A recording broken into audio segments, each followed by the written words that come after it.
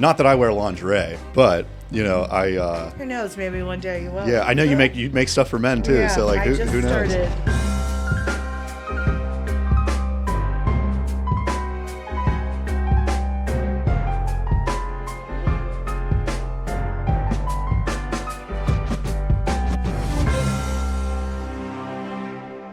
Hello, everybody, and welcome back to another episode of Beyond the Set. My next guest is Helen Hoey. She is known for her appearances on Below Deck. She's an entrepreneur, owner of Pulchra, a lingerie line, and a culinary artist. Helen, thank you so much for being here. Well, thank you for having me. Of I should have course. brought you something from my kitchen. You should have, because I actually wanted to talk about. So we went out to LA, of course, at that really like beautiful house, and you cooked for everybody. We were there for like a film, like fundraiser ish thing, and you cooked this souffle, this like cheese. My famous brie blackberry souffle. Yes, that. Was that your favorite? It was my favorite. I thought maybe you would have said the vegetarian bouillabaisse. I don't even know if I had that, You actually. didn't have that? I'm not sure. Okay. I'm not, People were, well, that's very LA. Yeah. You know, I was tofu and I It's had like vegan. vegan. Mushrooms.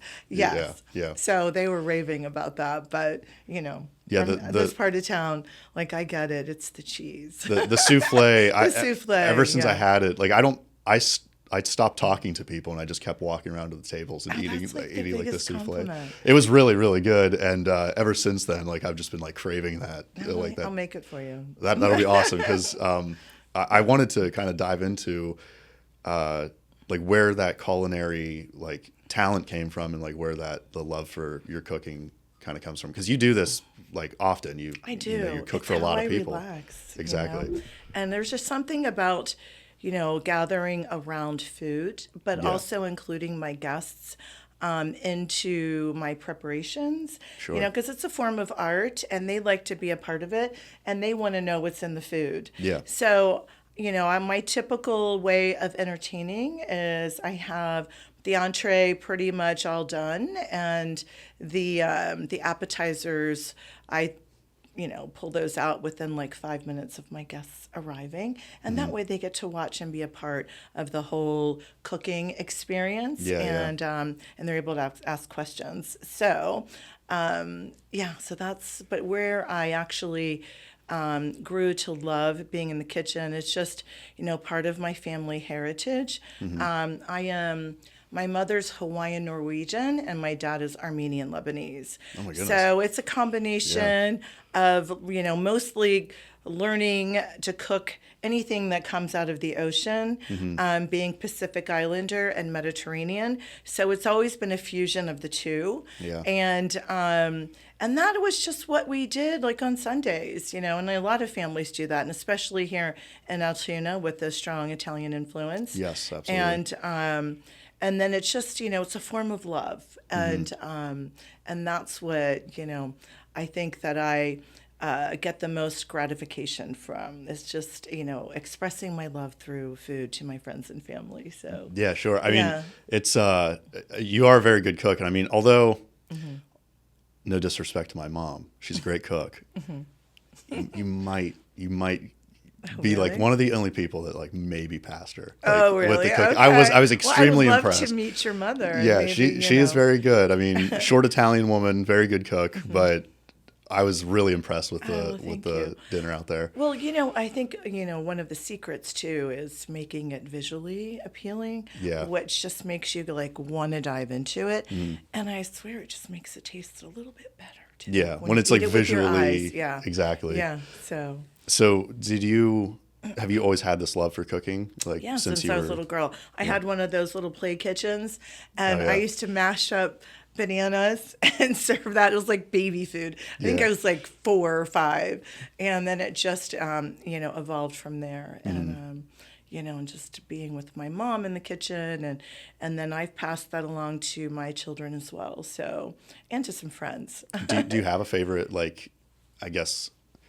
cultural dish that you like to cook? Like, do you have a something you I guess like origin, like from Italy, like Italian food or like Turkish food or stuff like that? I would say my 2 favorite cuisines would be anything Pacific Islander Asian, There are a lot of Japanese in Hawaii, so there's a very strong Asian influence there. Yeah. And then I would say Mediterranean, which encompasses anything from Spain, France, Italy, and then around the loop to Middle Eastern as well. So, and I do like to fuse I enjoy doing fusion cooking as well. So I will combine Pacific Islander cuisine with Mediterranean.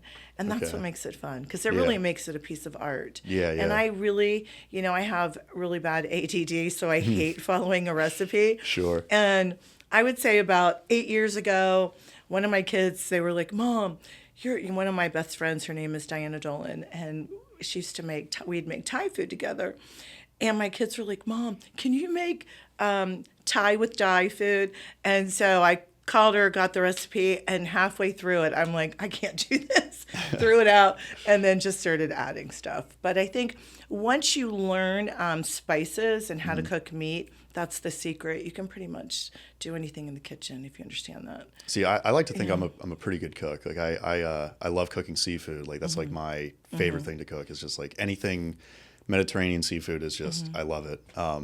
And, when I was a kid, when my grandfather was still around, like very Italian family, we would have like the 7 fishes during Christmas time. And so it's kind of funny. My dad, like the first time he saw that, he was like completely like, grossed out by it because like, it's kind of new. Right. And it's all from my mom's side. So like he has a hard time like eating like raw anything. But I didn't like it at first, but now as I get older, like I kind of like that more like finer, seafood sort of stuff. Like that's not shrimp or not scallops or, Tell other them to stuff. chase it down with a little bit of tequila. And Oh, really? We'll get that little fishy Yeah. flavor out of it. Tell them to try that Yeah. with some citrus. It's like almost having ceviche in your mouth. What is ceviche? I don't even know So what that is. basically, it's raw Okay. seafood, but it's the citrus. It's the acid that you used, and it actually cooks the seafood. So it's Oh, wow. raw, but as soon as you add acid, and if you add a little bit of oil, but it's the acid, the lemon, and the salt, and wow. yeah. So tell them to try that. Did you go to school for any of this stuff? I did not. I actually went to Bible college. Oh. And then I went to school for architectural interior design. But truly, it was, all of my cooking skills and what I know about cuisine and being in the kitchen is truly self-taught. Yeah, yeah. And just I love being around chefs. Yeah. Oftentimes you'll find me in a restaurant and I'll sneak out to use the restroom, but I'm really in the kitchen with the chef. That's funny. Yeah. Yeah, I know you have like this very, not only in your food, but other places in your life, you have this very artsy style and in a lot of different things you do, especially the way you dress. You look fantastic. Oh, well, thank you. And so with Pulchra, I know, so I've been told with all of the different, items of clothing and stuff that you have there in the lingerie line, a lot of it is like interchangeable. Where was your inspiration, like ideas for Pulchra? Like where did that spark from? Well, my first just hire, I guess, in the lingerie world, I was sought out by a brand, Adam and Eve, and I designed their 2 first lingerie collections. And then they circled back to me and asked if I could come up with a store concept, which I did. And what I created, it was a little too, well, I don't want to say elevated. It was just a little, they're more middle of the road brand. And so from there, I just went and did it on my own. And with my Bible background, the Bible was written in Latin. So Pulchra means beautiful, beautiful mind. So I think with everything in life, it starts in your mind. And then again, it's just like with food, it starts in your mind. You look at its visuals and then you experience it. So, so that's, just being a creative, it just evolved. It wasn't something that I was truly aspiring to. And then I just created a lingerie brand and just experience that I it was like I was marketing it to myself and Yeah. to my friends and to couples. And I often have couples who come in my store and they're like, oh my God, like I would never go into this other brand. I don't want to belittle other brands. And they just said they never felt comfortable because there's like a 13-year-old and they're shopping with her mother buying her first bra. Yeah. And where this is, my store, you can, we offer private appointments. So if you want to bring your daughter in, or if you want to bring your boyfriend in or your girlfriend, it's just, my store is really created for all genders.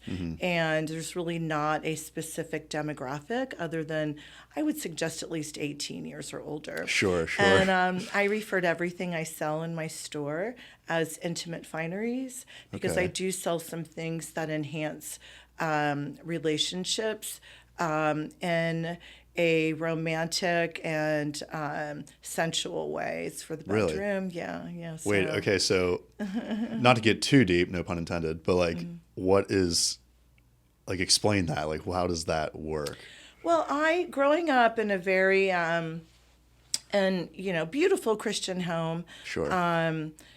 I was not real comfortable with talking about intimacy. Yeah. So this was actually therapy for myself, creating the store. And it's like taking the dirty out of intimacy. Yeah. And so it's just fun, playful things that are actually very artfully curated that you can use just to stimulate, who you're with. Sure, And, yeah. and it's visually beautiful as well. So, Yeah. the anticipation of anything it just makes the experience more exciting. So I feel like that's what I sell is anticipation for intimacy and for relationships.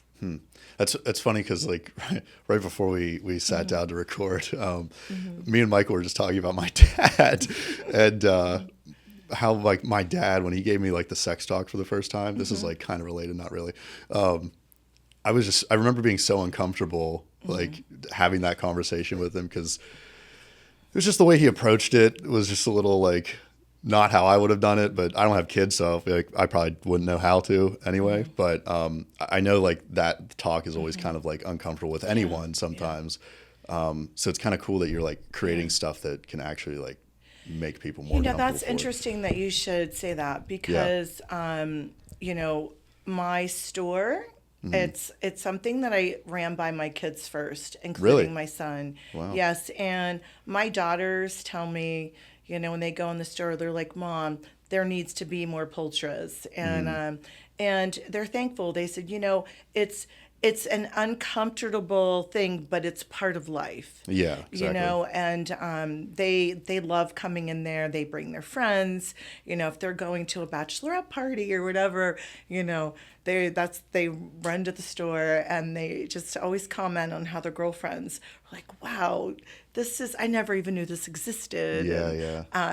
Anyways, so I'm very, very aware and I know what you're describing as far as like having that discussion with your dad. And but that's what I'm saying. It's just taking, it's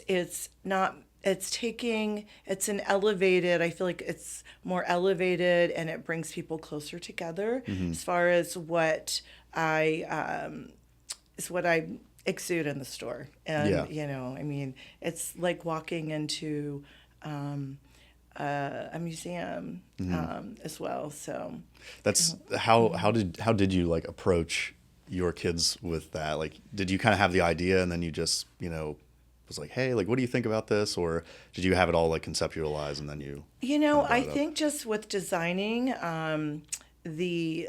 for Adam and Eve and then opening the store, and I shared that with them. Yeah. And I asked if they would that be would that make them feel uncomfortable? And when I showed them, they're like, Mom, we love this. And it's not that that's a very special moment with someone. It wasn't like I'm encouraging my kids to be promiscuous. Sure. Not at all. It's the complete opposite of that. Yeah. And but it's just getting them comfortable with their own, desire to take love to another level with their with their significant other and Yeah. with their spouses. So Do you have like a piece that you can kind of explain and like talk about like that would, I guess like take it to that next level? I should have brought a piece with me. Yeah. But I would say I have numerous things. But the one piece that people just love, it's a pair of pearl panties. I also offer them with crystals, and the thong part of the panties, they are real pearls, and they detach from the panty, so that way you can wash the lace, and you can use just some Dawn soap to clean the pearls. But the pearls are beautiful, and the panties are multifunctional because the pearls, when you detach them from the panty, it actually becomes a bracelet, and you can wear it as a pearl choker. Wow. But the pearls actually offer like another interesting twist when you wear them, and I'll just leave it at that. All right. Yeah, people got to go check that out for sure. Exactly, and it comes in a little jewelry box as well. So Oh, really? Yeah, it does. That's cool. Yeah, but there's many other things. Yeah. Actually, I just flew back from Colombia 3 days ago, and I was working on 4 new collections and another panty I will be introducing to the fashion accessory world, which I cannot really disclose right now, but it'll be fun, and sort of on the same line as the pearl panties. So, yeah.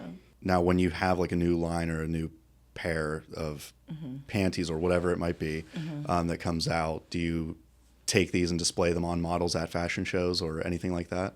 So when I do a launch party, yes. Okay. So I typically use, I have people who reach out to me and they're like, if you have something interesting. So, yeah, I mean, it just adds a personality to the piece. Yeah. And yeah. Now are you cooking at these launch parties? Sometimes I do bring an app or something, but in my stores, I do try most of the time it's something that I've prepared. Yes. Okay. But it depends on the event. Now, I know I have a question about manufacturing. So, like, what is a lot of this stuff like quality wise? Like, what's the materials you're using? For some of this stuff, is it all different, all the same? Well, I know it's a vague question. No, it's good. No, that's a good question. So, you cannot, it's hard to reconstruct a bra, right? Yeah. So, my approach to design, it's really driven by the fabric. Okay. And then I take the fabric and then I design the piece. And so that's my approach. I love using technology fabrics as well, and I like to fuse together jewelry with my pieces, and I'm very much into multifunctional pieces. And I think if I can say this, I have a pretty multifaceted mind, and so that's where that comes from. Yeah, I was gonna say the multifunctional piece aspect of it is really, really cool. Yeah, like thank you. I feel like that's, I mean, not that I wear lingerie, but I Who knows? Maybe one day you will. yeah, I know you make stuff for men too. Yeah, So like, who I just knows? started down that road. It's been in the back of my mind, and I was working with a male lingerie designer, and so he and I have been discussing doing a line together, but that's something that will be coming out as well. Are you looking to add that multifunctional aspect to like the male stuff as well? Oh yes. That's interesting. Wonder how that'll work, but that'll be. I'm actually curious about that when that time comes. So with I'm assuming like when you're designing, a bra or whatever it may be, like starting with the fabric makes sense. Does the fabric affect like what the design will be? Because structurally, like, a bra probably couldn't be made out of like completely silk because like it would just be too flimsy or something. Like, is that something that you have to also worry about, or? Yeah, it's something that definitely I think about, but sometimes it's the design in the lace Yeah. that I just cut the design out and then I decide how I want to use it. And with a Okay. bra or a panty, yeah, a garter belt, it goes on and on and on. So Yeah, yeah. yeah. So what's your final goal with Pulchra? Like I was gonna ask mission statement, but like I'm not like not a mission statement, but the reason you created the brand. I know you said kind of helping people find this more like intimacy in the bedroom where it's not uncomfortable, which I think is really cool because I'll just say it, sex can be super awkward, with like whoever you're with. So where do you want it to go, and like what like how far do you want to reach with it? Truly, again, it's for the intrigued. It's people who are seeking beauty in their relationship and love. And one thing that I did for Lent, and I kept it to myself this year, is whenever I had an ill feeling towards someone because they were being unkind or being demeaning towards me or sarcastic, Sure. I wanted to say something back, 'cause that's your natural reaction is when somebody yells at you or they're unkind, it's you want to be unkind back And like get defensive Yes. and stuff. Yeah. And in the Bible, it's a soft words turneth away wrath. And I really tried to live by that. And I found myself just with the busyness of life and doing so many things that people's natural instinct is to be critical of each other. Yeah. So I really tried to turn that around and think, okay, soft words turneth away wrath, and to speak love back. And this is actually one of my little favorite cups that I carry around. So that is where I want with Pulchra, is to speak love to each other and to bring love into your relationships beyond your intimate relationships, just in life. Yeah. And it's easier and I'm happier when I do that. And I have found that when I start feeling that ill feeling and hate towards somebody back, that it hurts me probably more than the person I'm hating on. Yeah, exactly. And, one of my best friends, and how she and I became best friends is we met in middle school, and girls just hated on us. Yeah.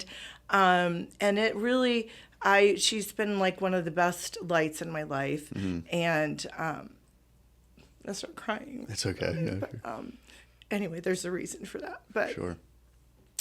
I learned that at a very young age, and that just being hated on and bullied, and I just never want to be that back towards anybody. Yeah. And anyway, so Yeah, that is what Pulchra I wanted to exude. Yeah, So. it's tough to when someone has been so mean to you, because in high school, like speaking from experience, I have all these like dreams and ambitions and goals, and I was always made fun of in high school for it. Like I made my first movie at 16. I mean, I sold it for $7 in high school. I thought it was So like you can relate to that the same way. Yeah, I thought it was the coolest shit, and oh my gosh, did I got just made fun of for it so bad, and there was a lot of times there where I was going to give up. I was like, that no one is going to believe in what my mind has and what I think that I can contribute to the world. And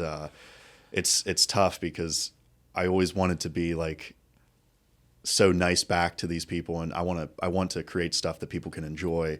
And at that time, no one, what I saw, I mean, there were people who enjoyed it, but at what I saw, like no one was. And I just saw all these people like hating on it. And it's, once I got out of high school, I realized, now I can I have all this freedom to go and just chase all this stuff. And now I'm looking back and seeing all these people who at one point like made fun of me for all this stuff. And they're, they're working at a grocery store or something, Right. and I can Right. sit here and, again, I don't say anything to them, but, Right. Well, you don't gloat in it. I don't gloat, yeah. It's just if you've grown, Yeah. you grew and you were just, the seeds were being planted then. And, Yeah.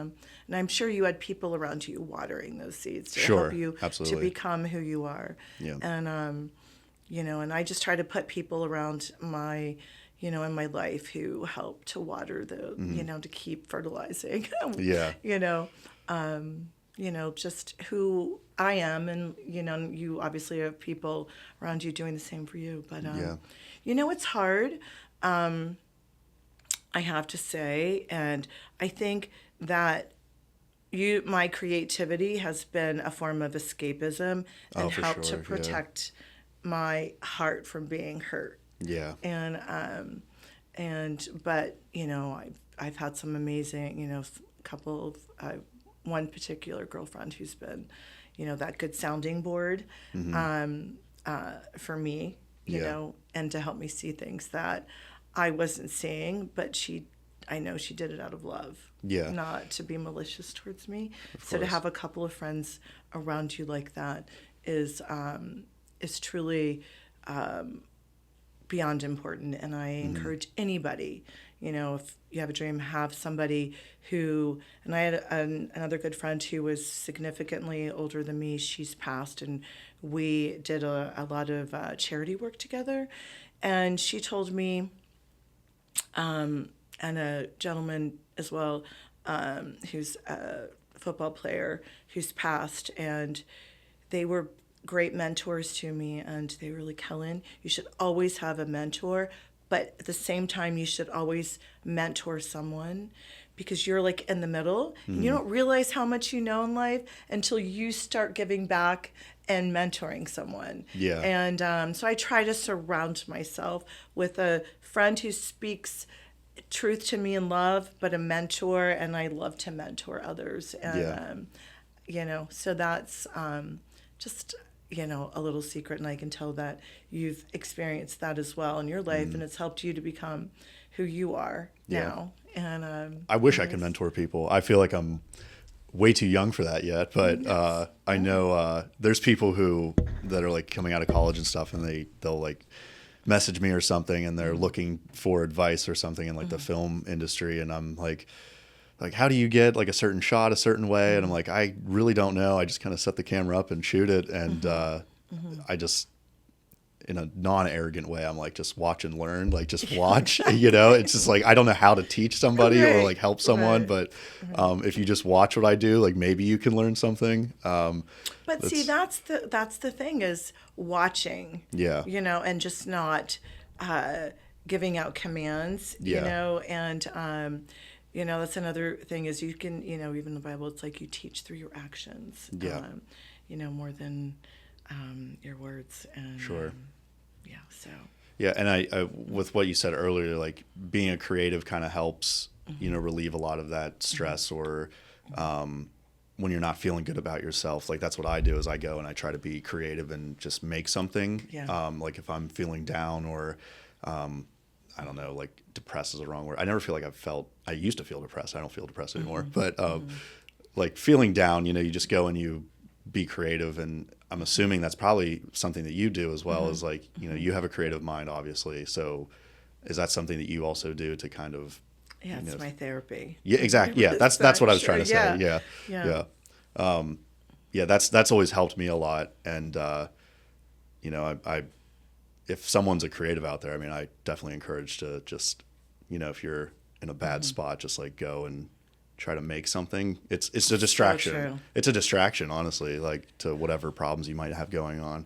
It is a distraction in a good way, and the outcome after you create is so gratifying, and it supersedes that feeling of depression. Yeah. As well. And but it's it's interesting, because I can't say that I've had some tragedies in my life. Sure. And at that moment in my life, I realized I was the same person, regardless of what I had and what I had become. Yeah. And that is, I'm a forward-thinking person, so it's helped me not to feel depressed. I think I maybe have a little bit of too much serotonin at times, but the other thing that I have found, and I didn't realize this about myself until I reflected back on my life, is that my environment affects my state of mind. Yeah. And so even as a little girl, I was always, redecorating my bedroom, and I loved perfume. I collected opium perfume, and my bedroom was always my haven. And my mother, I loved black, and at that time in life, people associated it with death. And it was gothic, and I've always gravitated towards black, but not in a gothic way. Not that I have a problem with that. Yeah. And I remember when my parents were having our home recarpeted, and my dad's like, "Oh, Helen, what color carpeting would you like?" And my mom asked. I said, "Black." My mom's like, "No way." Yeah, and the dirt my will show up on the carpet. And my father was like, "Just keep her bedroom door shut." So he did. They allowed me to have black carpeting. But I decorated my room around opium perfume. I love opium. To this day, I do. Actually, I wear Bond Amber now. But that is something that helps, I think, too, with depression, is your environment. Yeah, for sure. And if you have a beautiful environment around you and it's organized and the visuals are good, it really kind of permeates into your person. Yeah. And it's also another form of creativity too, and expressing yourself. So Same thing with people, like the people you surround yourself with. Can affect your personality. That saying of you are the three people you hang out with most, that is so true. Because there were times I'd be hanging out with a bad crowd or whatever, and I started getting into shit that's just I shouldn't be getting into, and I quickly something happens where I get a wake up call, and I'm like, okay, I cannot be in this, I'm better than this, Right. So definitely surrounding yourself with people is a huge thing, because you are, I do believe wholeheartedly, you are those three people you hang out with most. I agree. Which is kind of a perfect segue into my next thing I want to get into. You surround yourself with a lot of interesting people, and a lot of people have been able to see that on Below Deck, which you have been featured on. That was actually, it was supposed to have been one episode. Okay. It ended up being 2.5 episodes. And no, I mean, Below Deck, if you are into yachting, that's exactly what it is. That's we have been fortunate enough that that's part of our lifestyle. And but that's, there's 10 to 12 crew depending on how large the yacht is, and they really cater to your comfort, your likes, and so Below Deck, that is a true yachting lifestyle experience. And and people tend to, if just anywhere, whether you're on a resort or on a yacht and they're on vacation with friends, people tend to just get a little out of hand. Yeah. So I'd say that's what happened. So did you know everybody on that boat? They were all my friends and guests. Okay. So that's what they do, is they choose a primary, and they don't choose. I mean, they asked me, and I've done it 3 times, and who knows, there could be something else out there. And been asked 3 times, got COVID. The 3rd time we were in Genoa. We were supposed to film it at Genoa. And I ended up testing positive for COVID that morning, and they quarantined all of us, and which was the right thing to do. And anyways, and but it is one of my favorite vacations, and how I like to vacation. Yeah. As well. But it's just, that's what happens when just whether you're on a boat or just in general. And anybody who's been around me with my girlfriends, they call it reality TV for a reason. Yeah. So. Yeah, that's like the best thing I could I try to explain it to people, like what is below deck, and I was like, oh, it's like reality TV, but they're on a boat, so it's like you're on vacation. Yeah. Yeah. Now, do you guys own that boat, or is that just like provided from the show? No, that actually was a charter. Okay. Yeah. So Okay. So a lot of times, with yachting, it's either you charter or people who own that size boat. Most of the time, charter it out as well. Okay.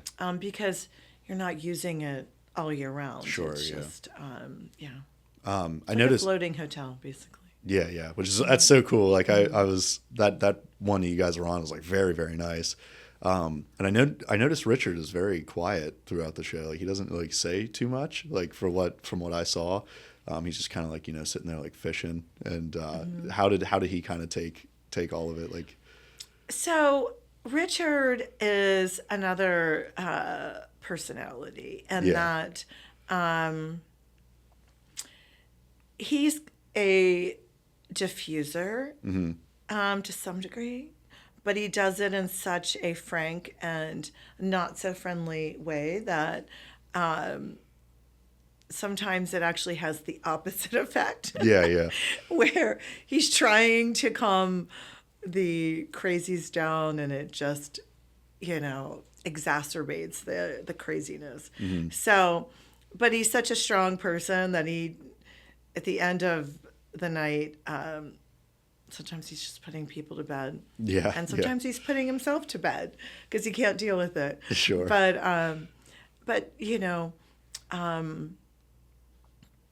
he is definitely, I would say, an Italian stallion. That's the way I would like. He needs tamed a little bit himself. Sure, I'll put it to you that way. Yeah.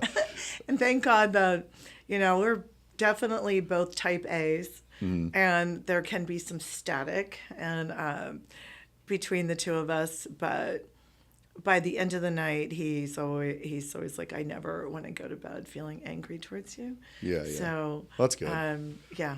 So I'm not sure if I answered your question thoroughly. But I always thought Richard was pretty interesting because I've only really like had a conversation with him like maybe one time, and that was out at LA. Like I've seen him, numerous times, but I've never been able to like sit down and like actually like talk to him. He's a very interesting guy. Like he's just he's very nice to talk to. He kind of reminds me of like a dad figure. Like he's just like well, he's a dad and a grandfather. Yeah, just a nice guy. I'm sure he'll be a great grandfather within the next year, I would say. Yeah. Yeah, he's just super cool, just walking around with his tumbler and ice, and he just shakes it a little bit. Shakes it the whole time, and like I remember at that party, I think I don't remember what I asked him, but I asked him a question. He's just like, oh yeah.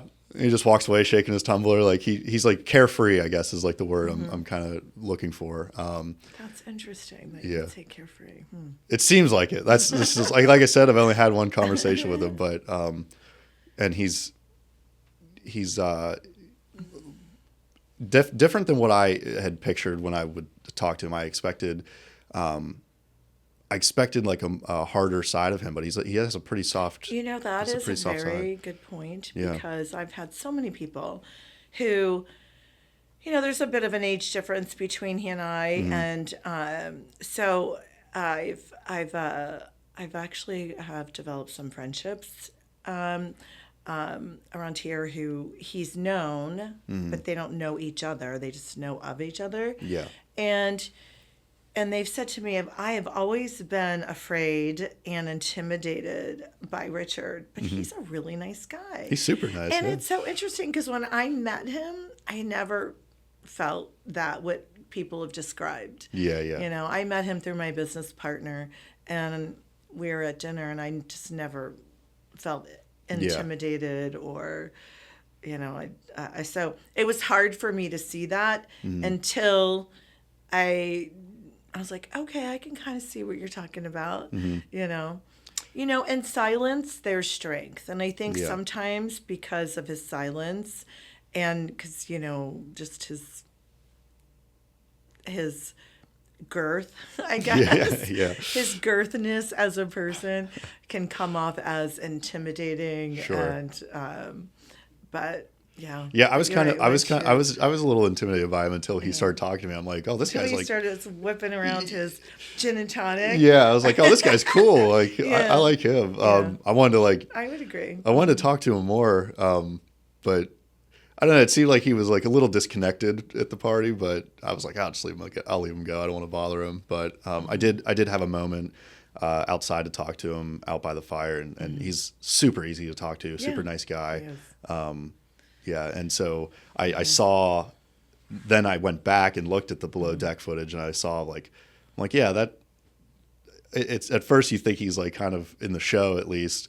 I had the first impression that he was kind of like a grumpy guy that's just kind of like he's like, oh, why am I here, But like I'm like, no, that's now after talking to him, like, no, Richard's just like he's he's just like kind of to himself, and he's just like goes with the flow sort of thing, which is nice. I wish I had more of those traits as well. I feel like I get a little like antsy about stuff, but yeah, I mean, but I did want to just formally thank you for hosting the LA thing. I mean, that was awesome. All that cooking and stuff, like I said earlier, like the cooking was amazing, and yeah, definitely. I want to talk to Richard again at some point too. He's just a super cool guy. You'll have to come over and like have another, I don't join us for a dinner party. Yeah, definitely. And more your cooking, of course. I mean, Yeah. that souffle. What is it called again? It's a blackberry brie souffle. Okay. And it's funny because it's one of my kids' favorite. I love that stuff. Yeah. Yeah. Appetizers, they love it too. Yeah, I was sitting there the whole time just eating that the entire I'll time. make it again for you. Yeah, absolutely. And one last question I just wanted to ask about the below deck stuff. How did you get approached by them, or did you kind of reach out? Like, how did that even like come to fruition? So I had a store in Beverly Hills. It's one block off of Camden, and once you are there, you get very integrated into that whole LA Beverly Hills life. And so I was asked to do the show, and I did. I did Tahiti first, and then Thailand, and then Genoa, and then we'll see what else is to come.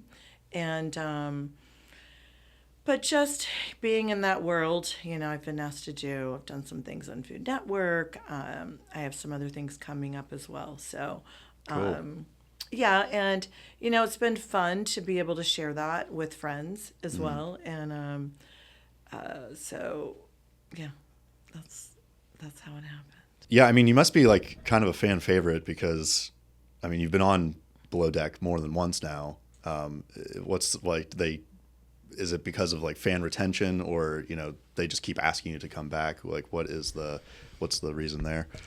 I would have to say, because it is a lifestyle. Yeah. But it's the camaraderie that I have with my friends, and it's almost like kind of like a Housewives on Below Deck, but with guys included. Yeah. And at the end of the day, the people who I've had as my guests, I mean, we've been friends forever. Yeah. And and they want to capture that as well, and the different personalities as well, and I think that that's probably kind of like the magic that they like. And Yeah. I like diversity in my life, and that's from my kids. I am not trying to clone and create the same person. Sure. And then I think that definitely overflows into my friendships, and they like that. It's like they don't want, if you look, it's like birds of a feather flock together. Yeah. Well, that's what they like, is we're not all the same of the same flock. Yeah. And I bring a little different dynamic, but they are true friends. And Yeah, you definitely have like I would definitely say diverse is like a great word for that, because you have I mean, all of the different personalities that are on the show. You know, there's just so much, and like I don't know if it's the way they edit or if that's just how they are, because No, that truly is them. I it mean, is I'm very, always in the like- kitchen, and I try to find my way down to the chef. Yeah. And they capture that, and that is who I am. Yeah, it's very And- chaotic in a fun way. Yeah, and you know, and when you're, you know, anybody who's like on the weekends, you know, it's fun day Sunday. So we're, you know, you're on vacation, and people tend to, you know, maybe just overdo it a little bit with food consumption and other substance consumption Sure, well, which can alter a person's personality and you know, so It makes for a good and fun show. I mean, for sure. Yeah. Like it's a good concept too. Like below deck as a whole. and they're just wonderful. Bravo, they're wonderful to work with. They really do. They, you know, try to really exceed your vacationing tastes and expectations. Yeah. And you really get to know the crew as well. And that's what's so nice about being on a yacht. It's like you're waking up with that same crew. It's not like when you're on a resort, there's different people waiting on you or cleaning your room. It's the same crew. So they really get to know you on a personal level, and it's almost like family. So I've developed some amazing relationships beyond the show with some of the crew good. as well. So that's what makes it unique. Yachting, you're with the same people, you know, from morning until night, and they're, you know, doing the same thing. Like the chef is just always, every chef. Adrian, I had such a great time with him because he was very free-spirited in the kitchen, and he kind of like, I felt like we cook in the same manner. Yeah. It's like you have a concept, but it evolves as you're cooking. As it's going along. Yeah. So, you know, that, and I would say definitely the stew.